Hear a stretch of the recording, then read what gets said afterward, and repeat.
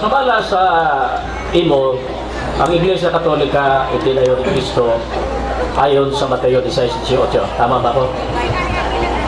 Tubag. Salamat. Sa Mateo 16:18, wa nanganli ang maong simbahan.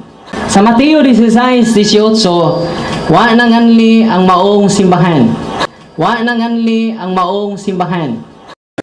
Seryoso. Kaya kung kabisado sa kumasa ko. Sige. Usan. Ito, pabasa na to. Parehong Biblia. Sige, okay. Chapter 16, verses 18 and 18 na. 18 na. And I see thee, thou art Peter, and upon this rock I will build my holy Catholic Apostolic Roman Church, and the gates of hell shall not prevail against it. Tingnan ninyo, tanaw, parehong Biblia. Basahon ako dire. And I say today, thou art Peter, and upon this rock I will build my church. Iglesia Katolika Romana sa ilang Biblia. Deception! Deception! Okay. Fraternity. Okay. Paano ito ubasa lagi? Oh, O sa sunod? oh. Pareho, objection. Deception. Deception. Deception. Diba? Oh, para Biblia. Oh.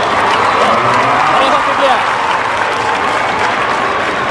Dibago ang sita sa Biblia. Okay. Biblia. Kami ang magbili yung linguis.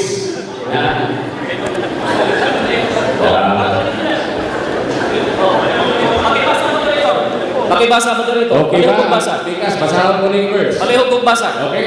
Basahan mo yung verse na yun. Palihog kong dito. Moderator. Hindi, nagpabasa ka ganina. Basahon sa nato original code. Basahan. Oh, moderator, pabasa. Say, Bergana. Pabasa. Okay, doon say argumento sa... Ibasa ganina, pabasa mo Ang ako. objection ako, tinahod moderator mo niya. Ang katungdanan ni Mr. Barba pangutanan ako, dili manubok basaha. Di na pangutanan. Time sa time. Pero ikaw ni Juan Bicania nga pabasa. Okay, sige. Kaya, Oh, okay ha? karon ang ako pangutanan, karon ang kuan kay nabasa naman. Okay. Basta ko basahon Biblia referensya bisan kung sa verses Biblia. Parehong Biblia. Pareho, confraternity.